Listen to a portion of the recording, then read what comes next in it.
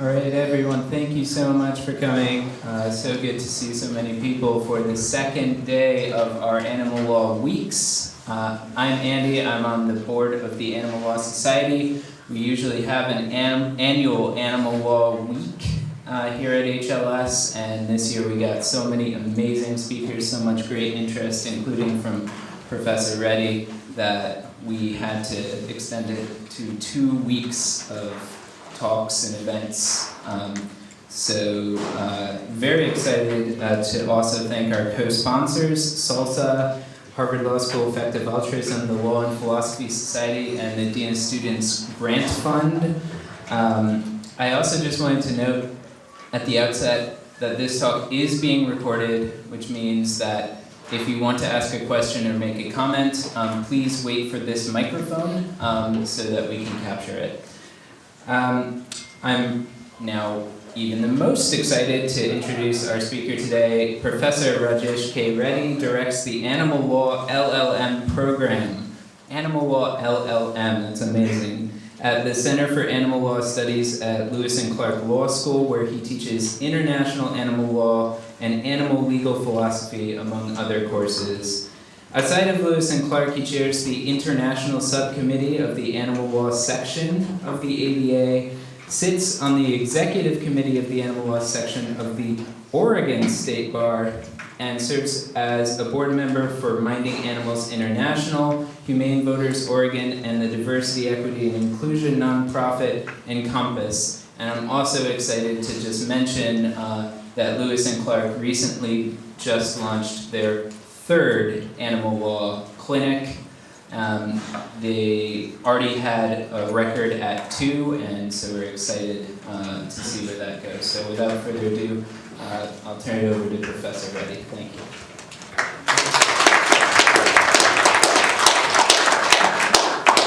Thanks, Andy, for that awesome introduction, and thanks also to Chris and the Animal Law Program and the Animal Law Society for inviting me here today. Just a little bit in the way of background, I did some human rights work in New Delhi back in 2015, specifically around Dalit issues. And if you're unfamiliar with that term, you might know that group more colloquially here in the West as untouchables.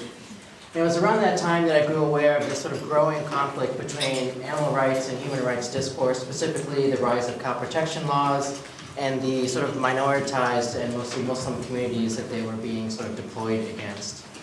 And that conflict represents sort of the foundation of this monograph I'm working on, the short title for which, as you see here, is Judging the Greatness of a Nation, which might sound familiar to some or maybe all of you, as it's the phrase attributed to Gandhi and often employed by animal organizations and advocates, the full quote being that the greatness of a nation and its moral progress can be judged by the way its animals are treated.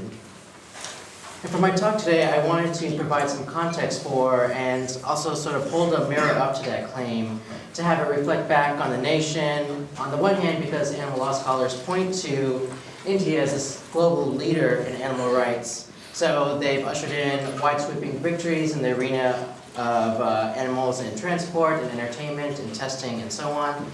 And because the Constitution there mandates a compassion for animals.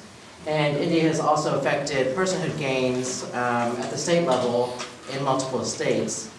And on the other hand, we're seeing so much communal violence sort of carried out in the names of these animals who are ostensibly protected the most, cows. And so a couple notes before I sort of dive in here. In some of my talk, I delve into some descriptions of some of the communal violence. So just take a note of that. I think it's important to sort of capture what is really going on there. And second, let me just note that before I started my legal career, my focus was in post-colonial literature and creative writing. And so I'm sort of hardwired to structure my presentations as narratives or stories. And so I thought I'd start the story, as the Greeks recommend, in media res, or the middle of things. And that takes us to, I don't know.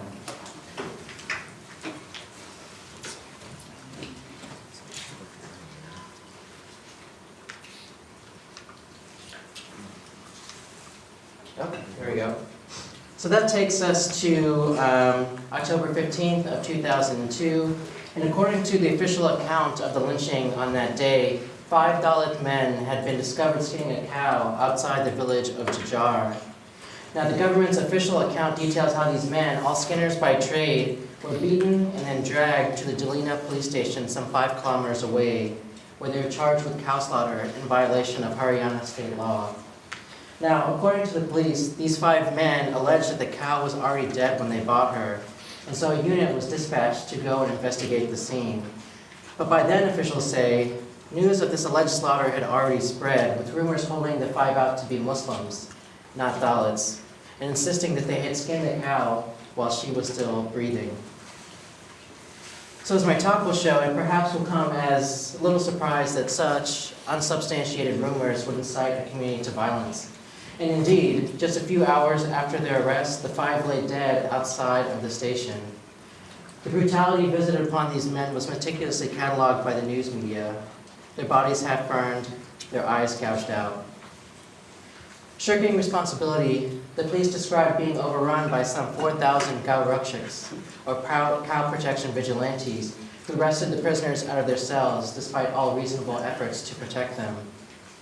Yet, a close scrutiny of the scene by activists revealed how not even a single round of tear gas had been fired to disperse the mob, and that although the bars of the window to the men's cell had indeed been found bent, the plant bed stood undisturbed beneath it, the flowers in it thriving.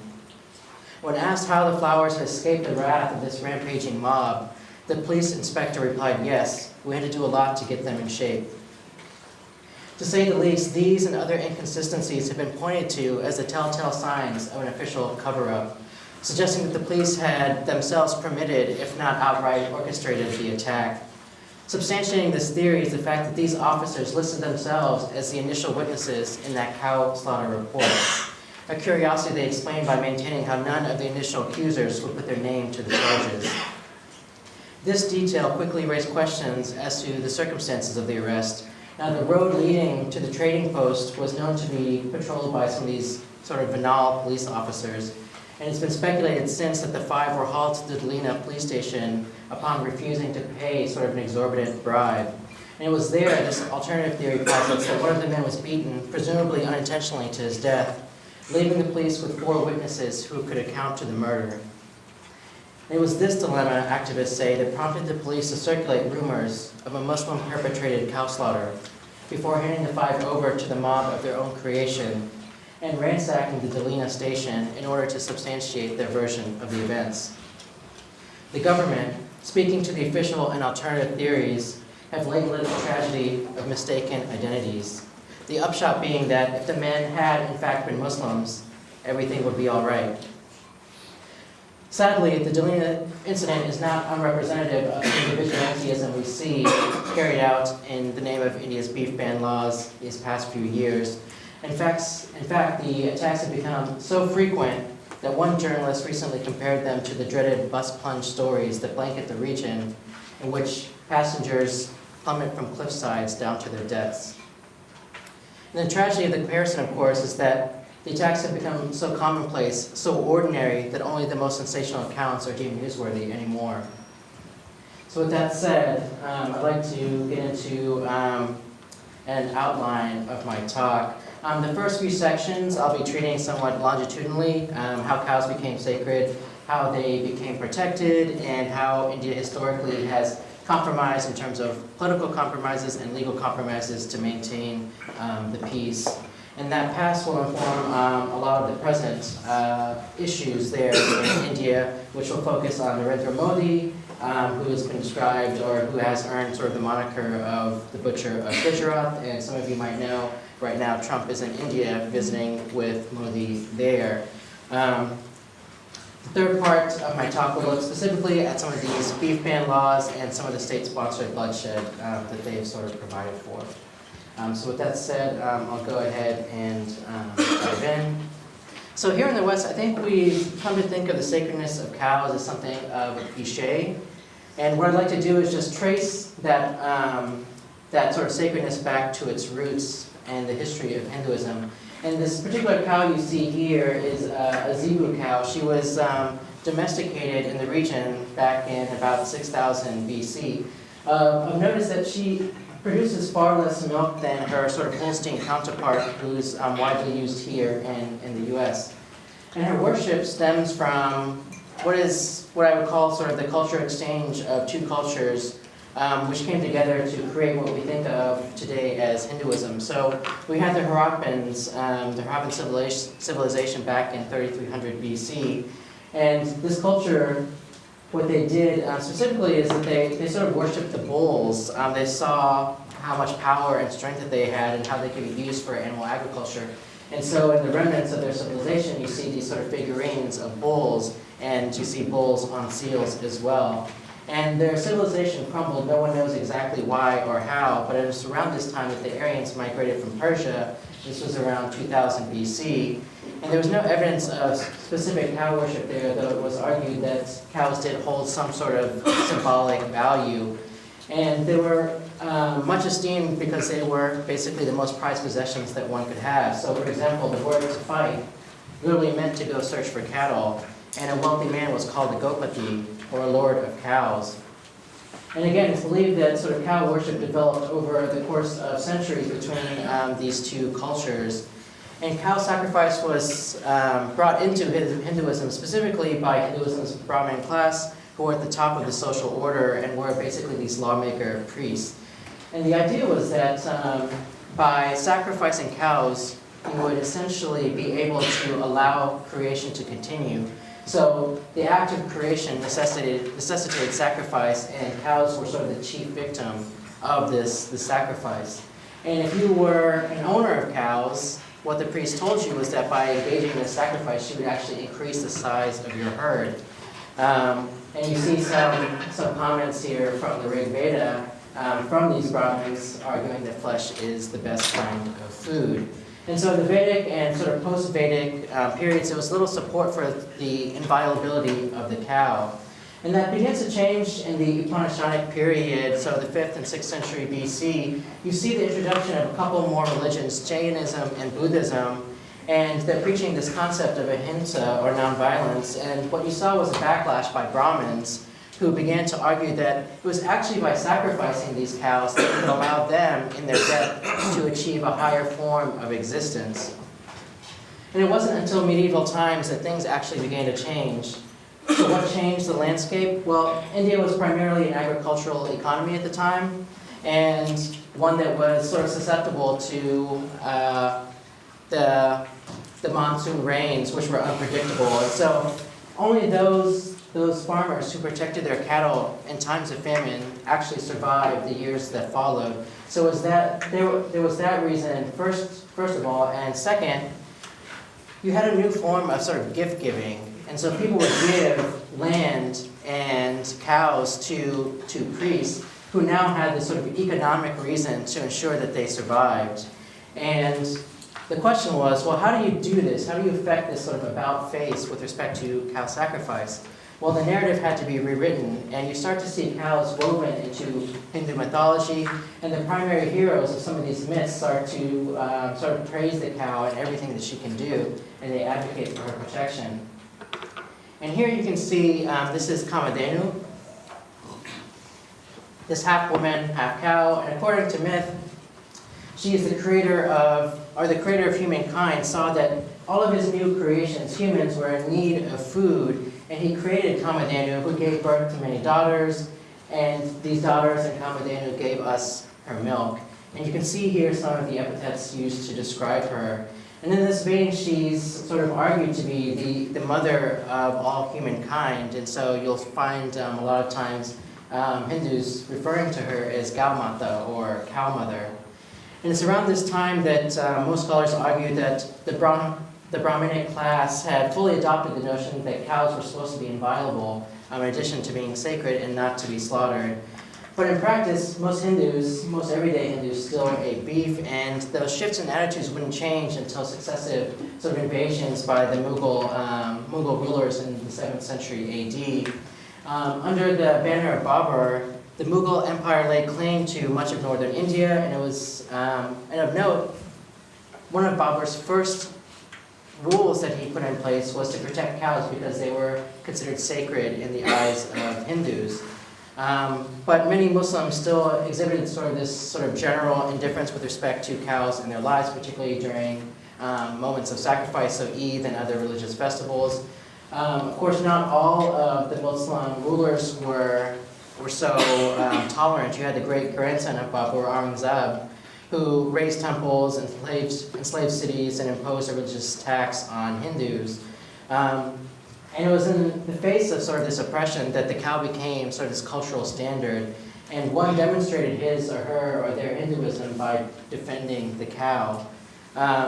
Some of you may know how the Mughal dynasty sort of failed. It had grown too big, too fast. It made it susceptible to the British, who basically asserted their dominance in their wake in the form of the British East India Company. So ironically, the company's loss of the control over this region was triggered by what's referred to as the grease cartridge affair. And so you had these Indian sort of soldiers, they were called sepoys, and they're comprised of both Hindus and Muslims. And they're equipped with this new type of rifle, the Enfield rifle, and all of these bullets, they're manufactured back in England, and so they have to travel from England to India. So they have to survive rain, they have to survive seawater, they have to survive sort of the monsoons and the jungles. And so they were greased to keep them dry. And basically the sepoys would bite off the edge, the top of the cartridge, and loaded their rifles that way. And the rumor going around was that the British had greased these cartridges with pork lard and beef fat. And so suddenly you had thousands and thousands of Hindus and thousands of Muslims who wanted to either preserve their caste status or were offended because they were eating or at least licking this unclean product. And it galvanized them. And what followed was this bloody uprising, which was called, depending on which side you were on, the Sepoy Rebellion, or the First War of Indian Independence. And I included just a few depictions of the rebellion here. You can see another one here.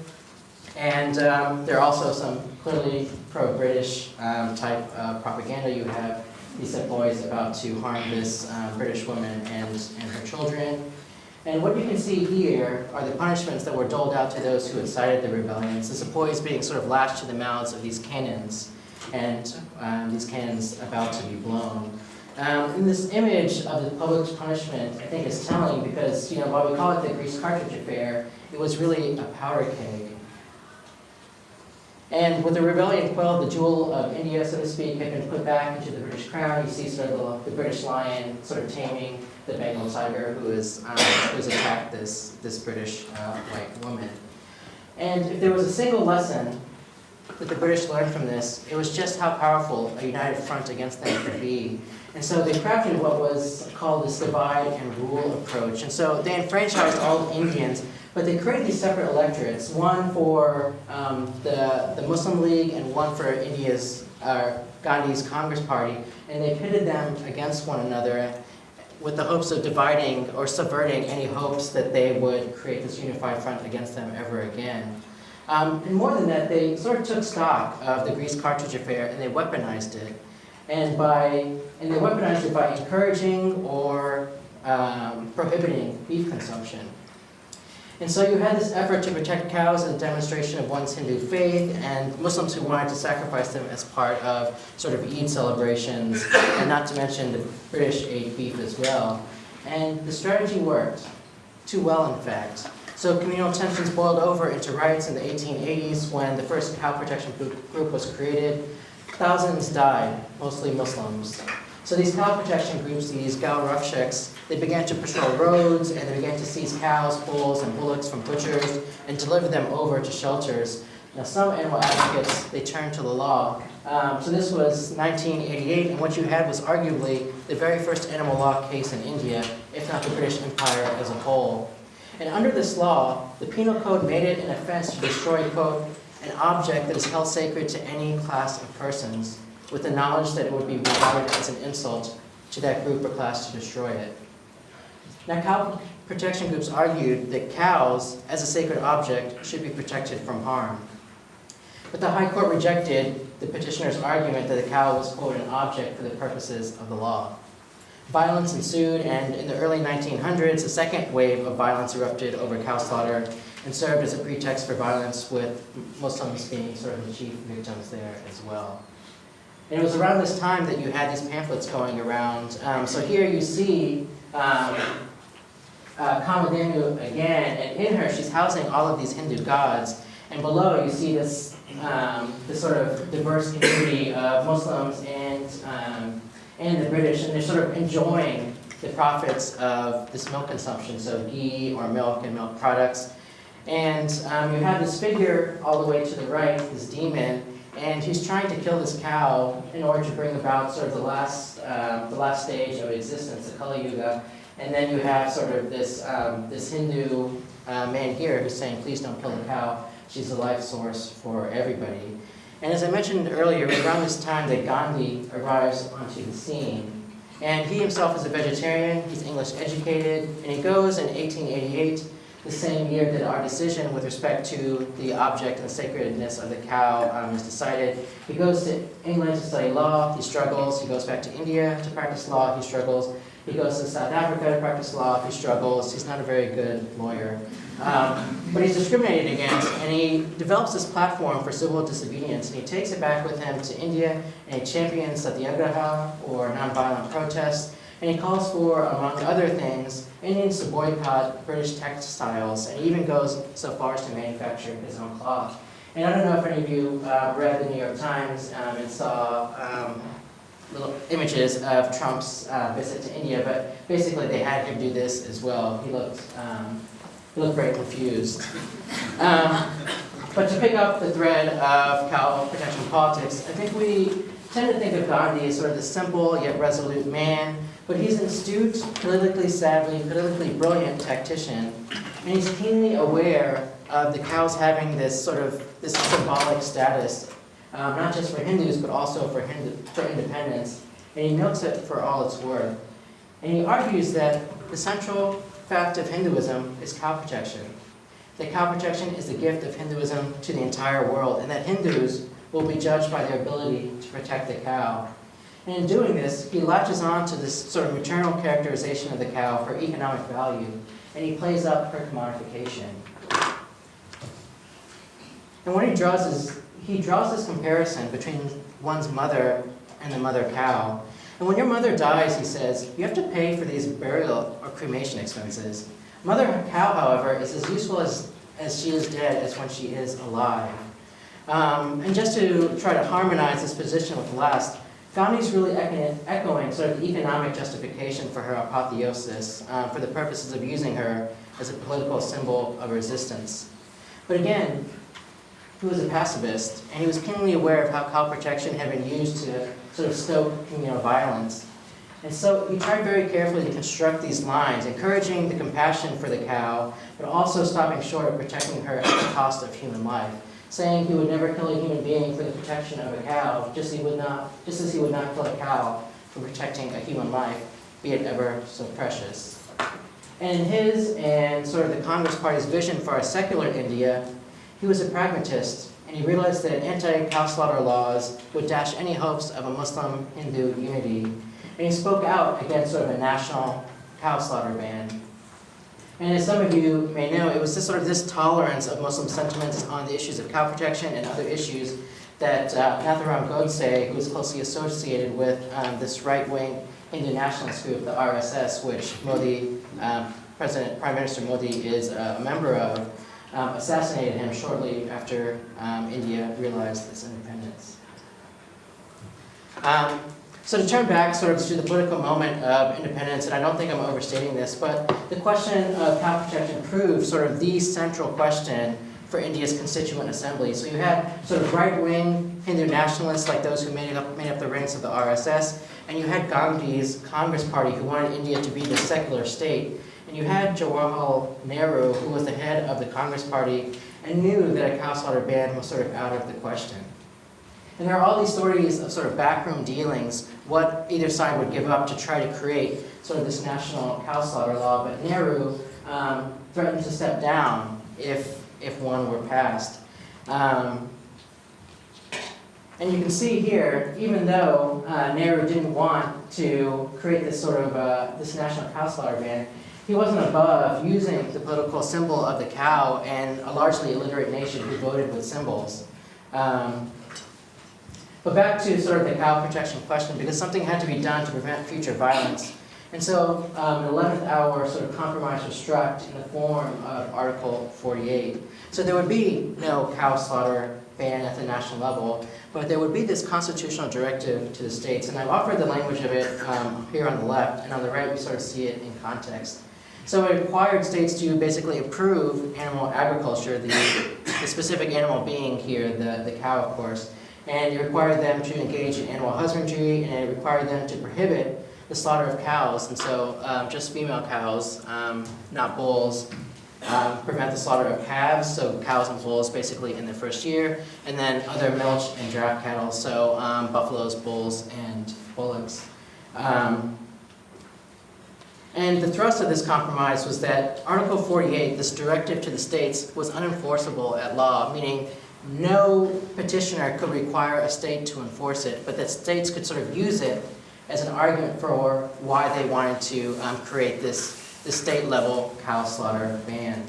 And so in just a couple of years after independence in 1950 and 1951, you had a number of states sort of test the boundaries of what this law actually allowed. And they created beef ban laws, and you had, in response, some 3,000 Muslim butchers bring this petition that ultimately reaches the Supreme Court. And so the Supreme Court, just like the Constituent Assembly, is trying to sort of strike this compromise for the fledgling country. And they take up what Article 48 can do on a number of grounds, and I'll just go through them very quickly. So with respect to this fundamental right to religion, they said, well, Islam doesn't actually mandate cow sacrifice, and we know that because when Babur, the Mughal king, came here and took over, he basically created a law that banned the slaughter of cows. And they also performed this exegetical reading of the Quran and see how it stipulates that for Eid, you can sacrifice a cow or you can sacrifice a camel. And because it's not required that you sacrifice a cow, your ability to sort of practice Eid celebrations isn't curtailed. They also focused on the fundamental right to trade, which is guaranteed in the Constitution. And what they said was, well, we don't have to protect all sort of cow slaughter, we don't have to protect all of the beef trade, but we can protect a subsection of it. And then they look at some of these other considerations, and these are mostly pragmatic on the whole. And they notice that, well, all of these cows who are being saved, they're being sent to these cow shelters, and this was soon after World War II, and they start to describe the conditions at these cow shelters, and they note that cattle aren't being given the appropriate amount of food or water, they're dying in their care, and the conditions are basically concentration camp-like, is what they say. And they also note that, well, we just can't afford, as a fledgling country, to be spending all this money keeping these cows alive when we need to educate our children, feed our children. And also, a lot of people can't afford protein, and the beef from these sort of useless cattle can be used to make sure that they get sufficient nutrition. And then we have Article 48. And what they argue is, well, this law, this constitutional directive to the states, it was meant to improve animal agriculture, but some of these cattle become useless with age, so they can't possibly be protected under this umbrella of improving animal agriculture. And so what they say, the compromise that they strike, is that, well, calves and cows are valuable, they're listed specifically, and they can be used for agricultural purposes, but these draft cattle who are too old or too feeble to actually do the work in the fields, and a lot of these she buffalo who can't give milk anymore, once they're not valuable anymore commercially, then they're not worthy of protection, or at least not under sort of the guarantees of Article 48. And this is challenged a number of times over the course of 50 years, but this line is basically the line that holds. That useless cattle can be killed, the state can't stop that, and that cattle who are still useful can be preserved.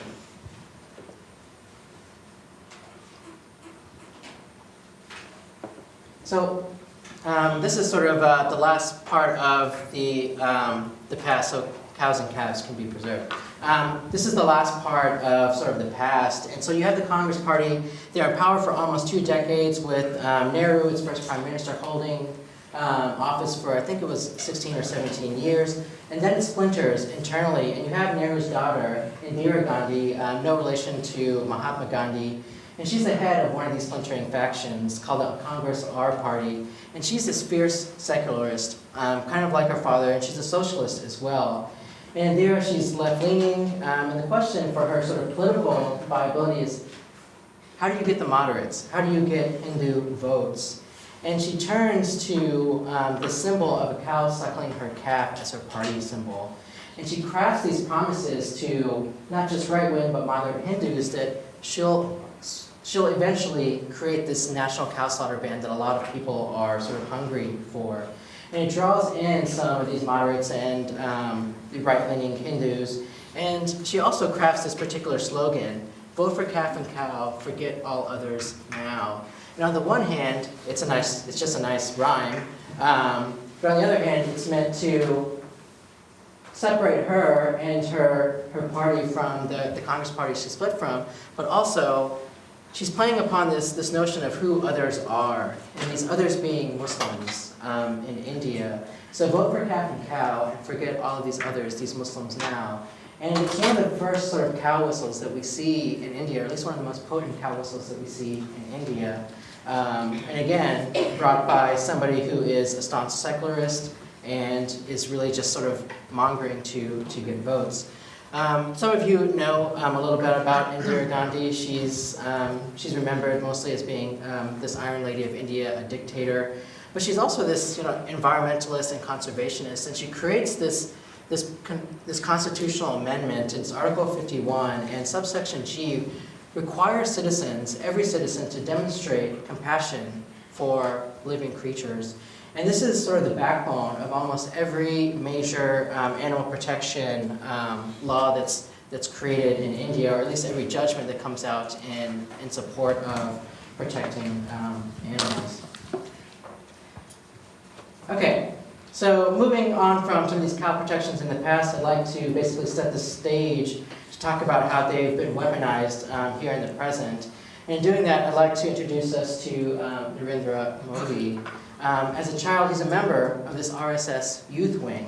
So remember, the same sort of right-wing organization that's affiliated with Godse, who assassinates Gandhi. He rises through the ranks of the RSS's sort of political arm, the BJP, which is in power right now. And that BJP roughly translates into the Indian People's Party. And he wins the governorship of Gujarat and formally begins his duty in late February of 2002. So it's actually 18 years ago yesterday.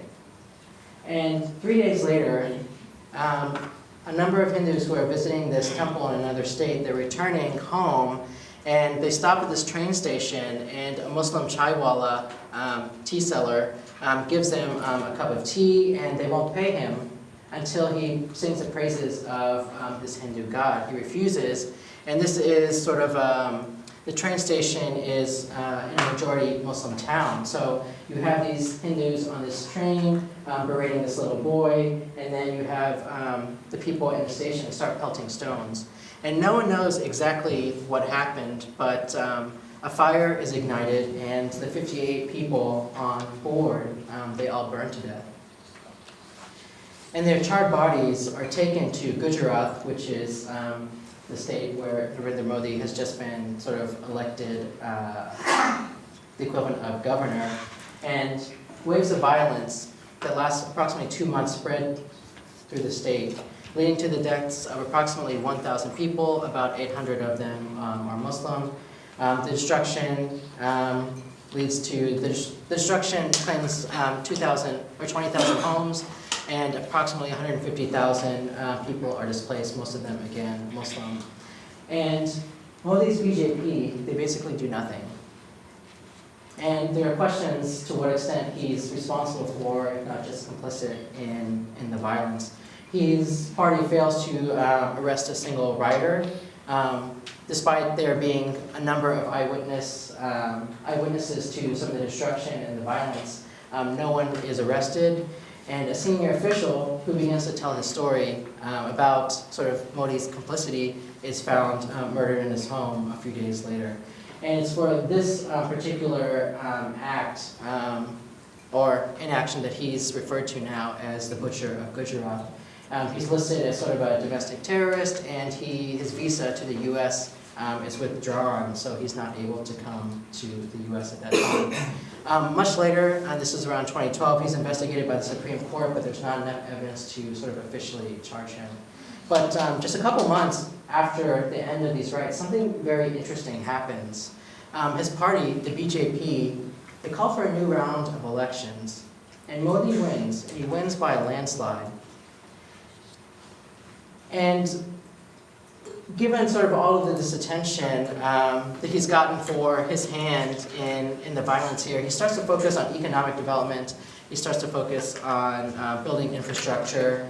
And it's just a couple months after this that we see the Dulina incident in Haryana over cow protection, where those 5 Dalits who are mistaken for Muslims are killed by some Gao Rakshaks. And Modi sees in this sort of cow protection landscape a kind of cow whistle, a new kind of cow whistle for inflaming the communal passions for his base. And his government, they start to create these more pronounced, these more protective beef ban laws. And it takes us to the Supreme Court in 2005. And I've got the previous court decision that I talked about earlier over there. But we'll focus here on the new one. So it's been about half a century since the Supreme Court looked at this particular issue. And the court sort of revisits this issue with respect to this fundamental right to trade. And what they argue is, well, the previous court said, well, a subsection of the beef trade had to be protected, but let's sort of expand our scope. Only the butcher trade as a whole has to be protected, so we don't have to sort of protect the beef industry itself. Plus, these people who are engaged in this trade, they can still strip the hides from these animals once they die of natural causes. Also, they say conditions have changed. There's improved food security in the state. There are plant-based proteins for those of you who are vegan. The court sort of hews to that argument. And then you have Article 48, and they return to this and they say, well, an important sort of shift has occurred in how we see animals.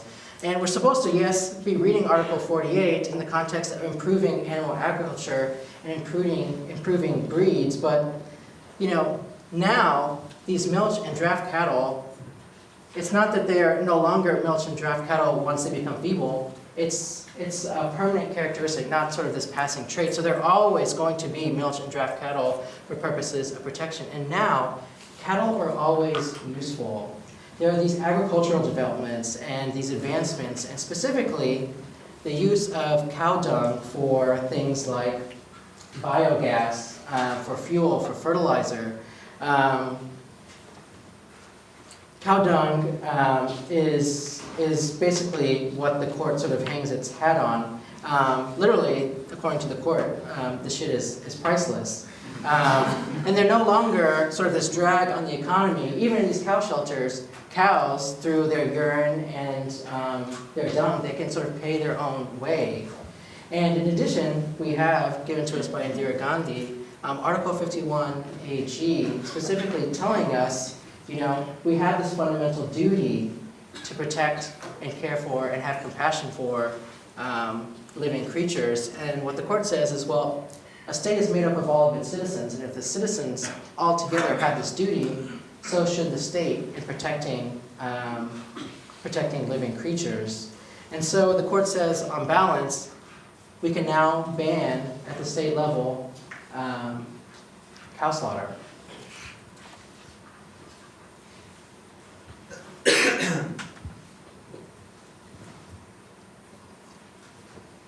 So Modi, in Gujarat, he increases the maximum penalties for cow protection violations from 1 year of imprisonment to 7 years imprisonment. These are maxes, and from a 1,000 rupee fine to a 50,000 rupee fine.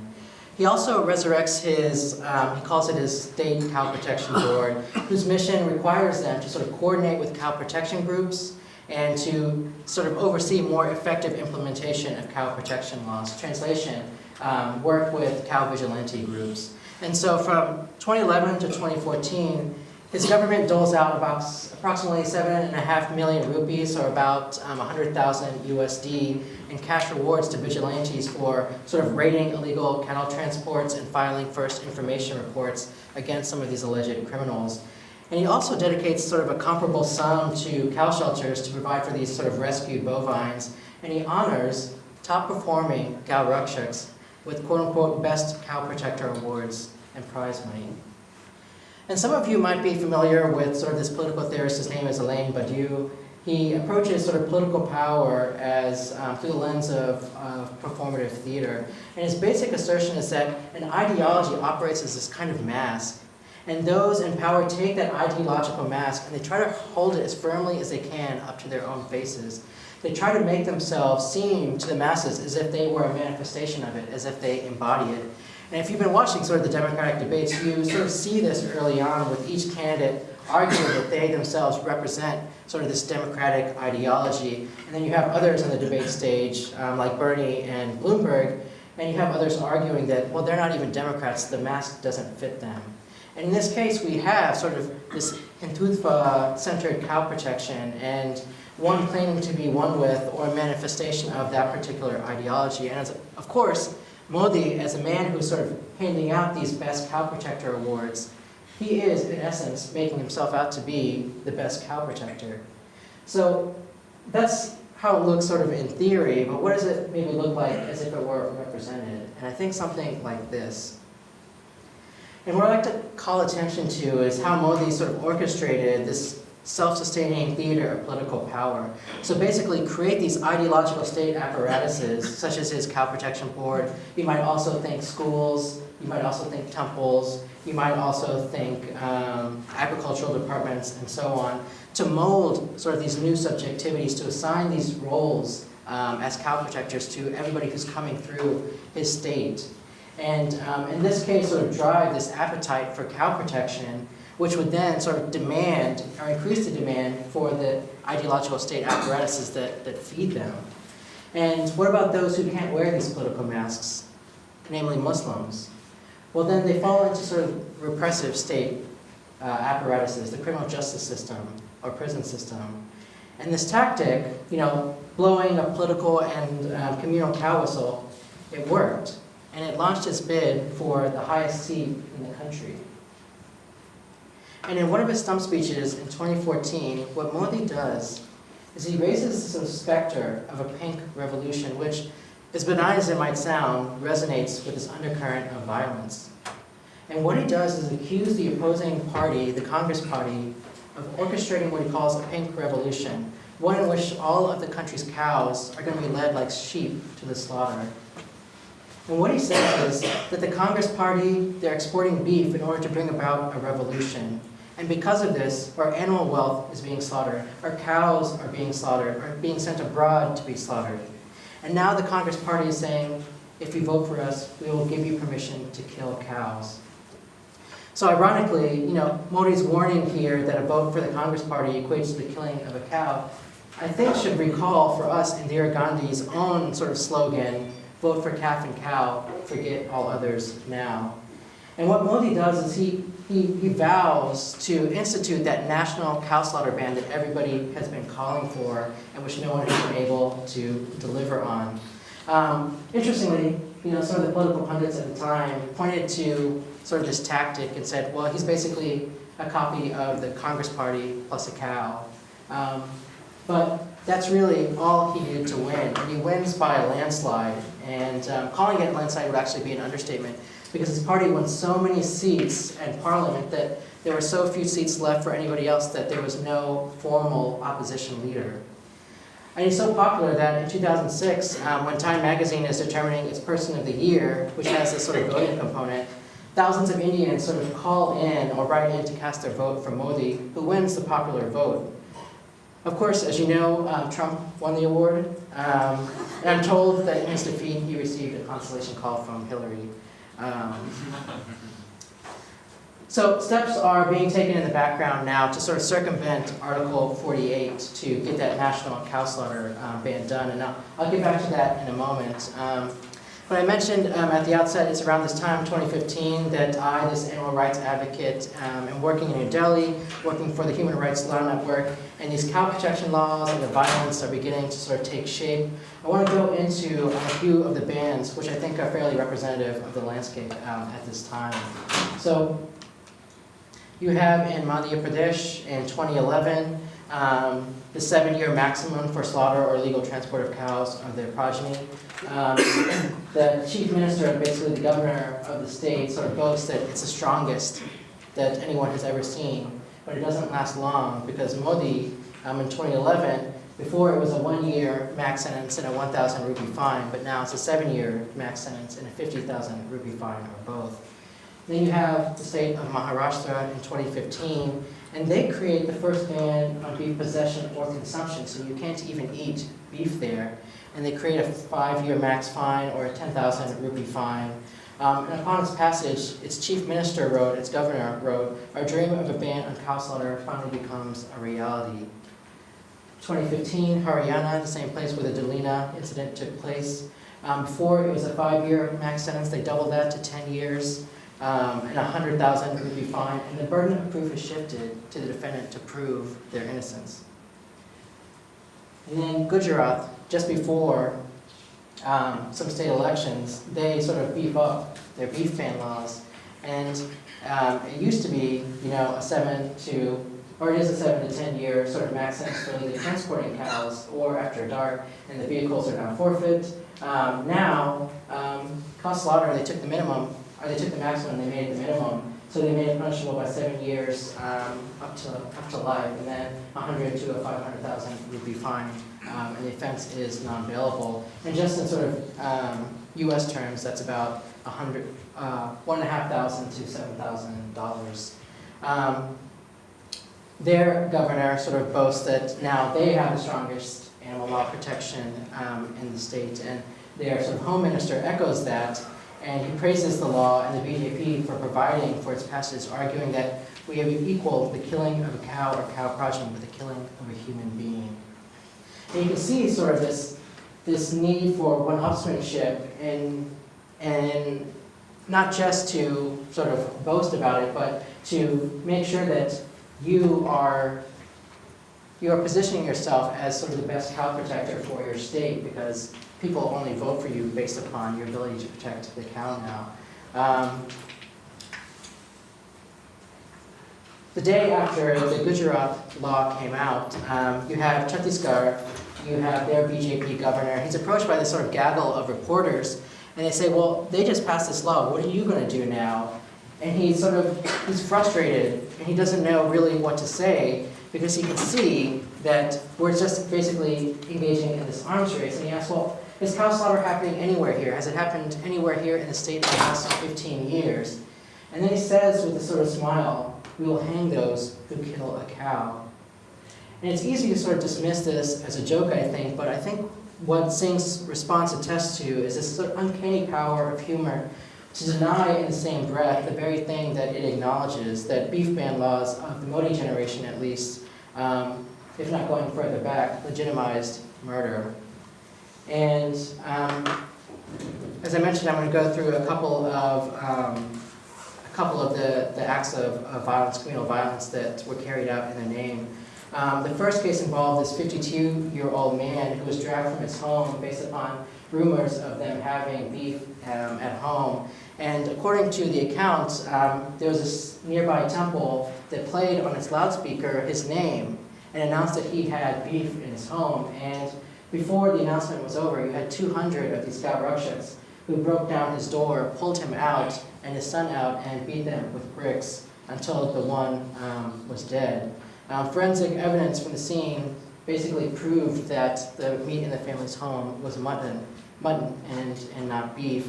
This lynching was widely condemned by several parties except for the BJP, and Modi now is in power, and he reframes the issue as one of poverty, saying, well, we should be fighting poverty, not one another, and he refuses to sort of take a stance on the sort of beef ban violence. In October of the same year, you have a truck that's bombed in Jammu and Kashmir on the suspicion that it was transporting beef. In Himachal Pradesh, the same month, 5 occupants of a truck are beaten and one of them to death over suspicions of cow smuggling. I'll skip over some of these, but in March of 2016, you had a boy and his father who were taking their cows to a market. They killed the boy and hanged him, and the father went and hid behind a bush, and he said, if I stepped out, they would have killed me too. My son was screaming for help, but I was so scared.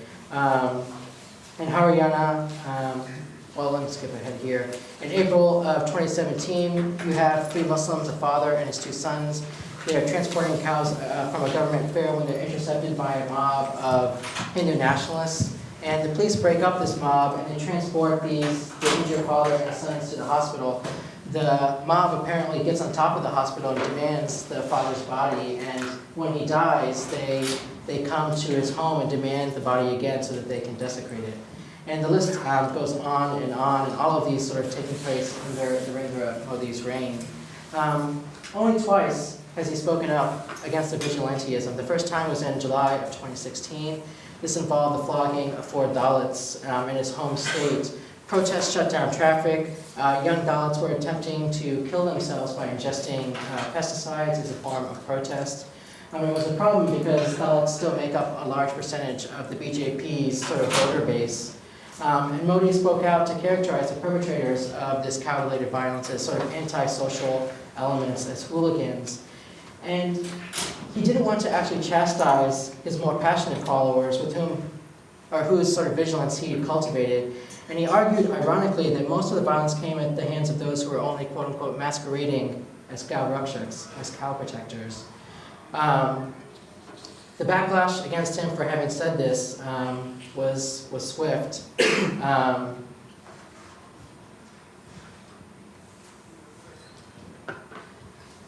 So the president of of Gujarat's most sort of prominent cow protection organization has approximately 10,000 members. They characterize his remarks as sort of an encouragement to slaughterhouses.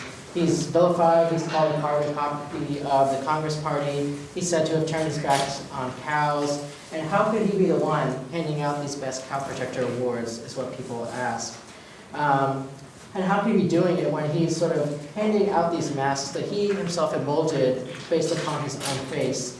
And what does it mean to sort of wear this ideological mask that he gave you now that it doesn't really fit who you thought he was? And what's so interesting about this event is exactly what Elaine Badiou sort of warns us about with respect to some of the theatrics of political ideology. No political actor, he argues, is actually one and the same as the ideology they profess, that they strive to sort of mold that mask to fit their faces. But the real violence, Badiou argues, it resides in that space between the actor and that ideology, with forces trying to sort of press it up against their faces, and other forces trying to sort of pull it back to show that this person is an actor, that it's all a farce. And again, if you've watched the first few Democratic debates, you've sort of seen this play out on stage with Joe Biden and Pete Buttigieg, for example, trying to press that ideological mask of Obama to themselves, and others trying to claim that mantle for themselves. And if you remember back to the very early debates, people got the most upset when people were trying to argue that the sort of progressive ideological mask, it didn't actually fit Obama very well. And the progressive base sort of shouted out and said, stop doing that. We want Obama to sort of be preserved, that mask to be preserved, so it can be fit on whoever the next candidate is. So as I promised, sort of working in the background, Modi is trying to keep up his campaign promise to institute this national cow slaughter ban by regulating the sale of all cattle, as well as camels for slaughter, allegedly for welfare considerations.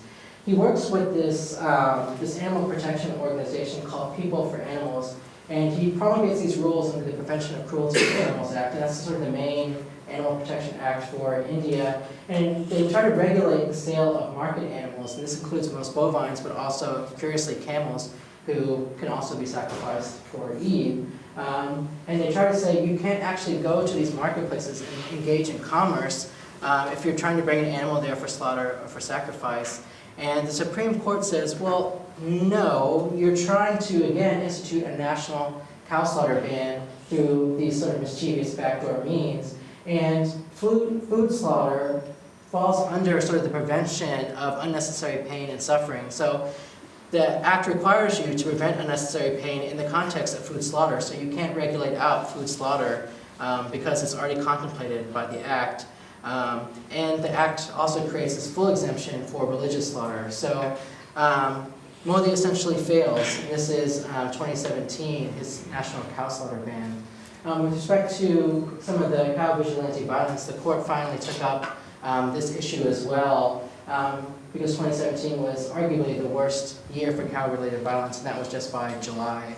The petitioners who went to the court sort of asked for checks on cow-related violence.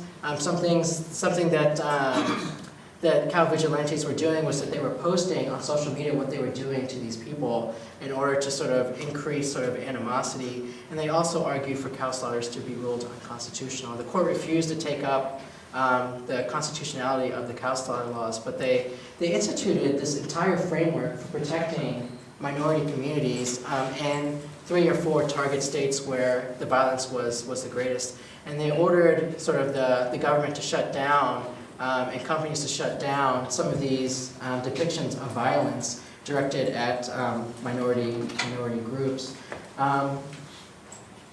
This basically was nice in what the court developed, but states sort of refused to actually implement it. So they created sort of the semblance of following what the Supreme Court required, but no actual protections for minority communities, specifically Muslims and Dalits, has been passed down. And actually just within hours of this judgment being passed down, the BJP sort of youth wing, RSS's youth wing, attacked a prominent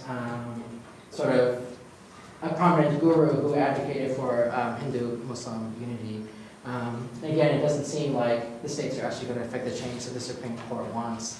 I have just a couple more slides. As I mentioned earlier, Modi spoke up for a second time, and this was also in July of 2017. This time he spoke up because a 16-year-old boy, just becoming a man, was buying his first clothes for Eid, and he was taunted on the train back home for being an anti-national and a, quote, beef eater, and he was stabbed to death while passengers in the car encouraged the attackers to finish him off, which they did by throwing him off the train. This resulted in sort of national outrage, there were protests, and Modi basically had to say something. And he addressed the media just a day after the protest, and he sort of strategically positioned himself against the backdrop of this Hindu ashram dedicated to Gandhi. And he emphasized how the Constitution teaches us cow protection's importance. And he asked, but do we have the right to kill a human to save a cow? Is this how we worship cows? Is this cow protection? This cannot be the path of Gandhi. And it's ironic, I think, here that Modi is sort of invoking Gandhi's message of nonviolence and cow protection, given that his parent organization, the BJP's parent organization, the RSS, was largely responsible for cultivating the ideological grounds for Gandhi's assassination.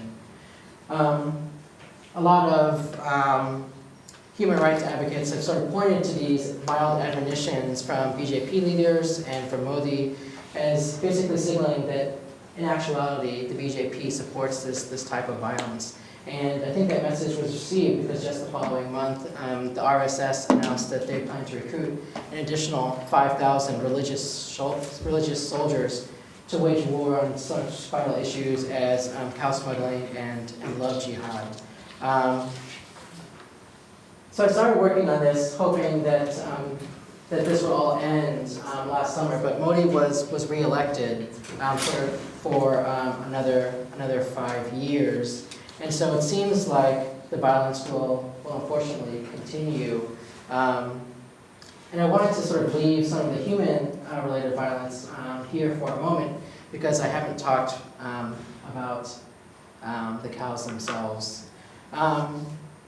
So given that most, though not all, states have instituted some sort of cow slaughter law, cows, who are generally very valuable even at the end of their lives for their meat, they're trafficked over several hundred miles, either by foot or sort of let's say, crowded in these trucks. Many fail to make the journey; they die along the way. Those who survive this march or these long hauls, they're slaughtered and processed. And well, how does that square with India being the #1 or #2 exporter of beef? Well, that term is defined by the USDA and includes buffalo meat, which is called buff there in India. And so buff becomes beef by virtue of sort of this economic translation. And those cows who are rescued or sent to gaushalias or cow shelters, they also struggle to survive with insufficient funds to actually feed or provide them with water. And you see a lot of these news stories, they abound with tales of cows being found dead upon these grounds, 200 or 300 at a time. Those who are no longer productive for their owners are basically abandoned and can be found wandering the streets where they rifle through trash for food, choking lines of traffic. Given that farmers have to take care of cows later in life, more and more farmers are actually raising buffaloes who actually produce more milk instead, which means that Indians are raising more of the kind of cattle who receive fewer protections and who can be slaughtered and consumed in more states, but not, again, as beef, but as buff. It's ironic, I think, that cattle themselves are becoming sort of the voiceless victims of their own protection. And this outcome is largely what the 1958 Supreme Court sought to prevent more than half a century ago. And I think this new sort of ideological theater is unsustainable, and the BJP, who've directed it, they seem to know it. And they've contrived all sorts of avenues to keep this sort of theatrical production going, manufacturing things like cow sanctuary tours, cow adoption programs, promoting the health benefits of consuming cow urine and taking dung baths, the use of cow urine as an under-eye gel, cow dung for soaps, for toothpaste, for shampoos, for fragrances. Cows can, or their dung can, sellers say, cure such ailments as eczema, gangrene, and diseases including cancer, diabetes, indigestion. And yes, its marketing has even expanded recently to include cow dung as a cure for the coronavirus. And I'd say that, you can't make this shit up, but the list really does just keep going on and on. But can the show go on? And given the state of sort of cow politics, it doesn't seem like the curtain will fall on the BJP sort of party and Modi's production anytime soon, especially since he's won another 5 years. But Badiou, he offers us, I think, a point of hope for when an ideological theater appears invulnerable to attack, when it's sort of entrenched. And what he says is that any and every ideological production is destined to fall once it's fully realized. And once that old ideology, he says, it'll amount to sort of a nourishing decomposition, something for a new ideology to emerge. And I think we've seen signs of it already. We see cattle dying on the march and dying in the shelters meant to protect them, as well as in the streets. And there are documented stories of cattle turning carnivorous in search of food. There is quite literally more shit than we know what to do with. And just recently, a man was so fed up with the wandering cattle in his town that he drove them into a local school, an ideological apparatus of the state, and he locked them in, such that new generations of Indians can't learn the same lessons as those presently.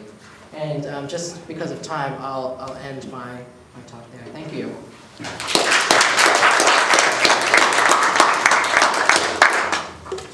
If anyone has questions, please wait for the mic.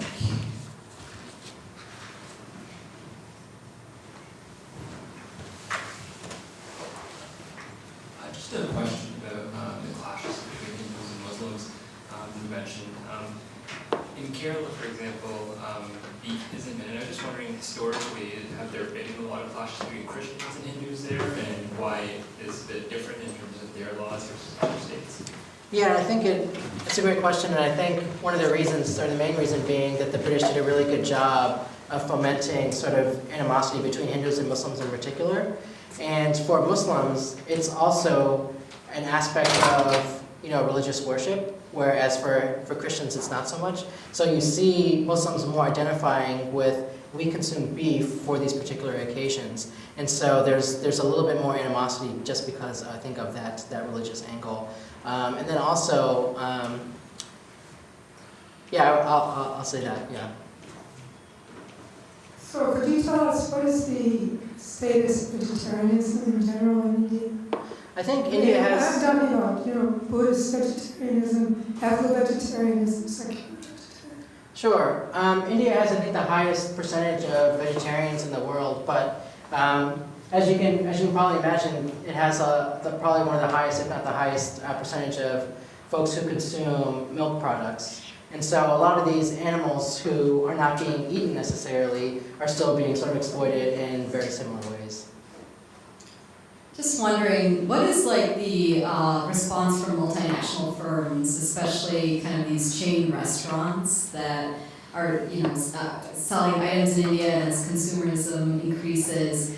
What's been their perspective? Has there been lobbying from their side? To get into India, or? Yeah, I guess to get into India, or like even what is their response to these kind of changes in trying to protect beef consumption? Yeah, so I think that's a losing argument. It's funny because Trump has been in India for the past 3 days, and his number one sort of source of food is beef.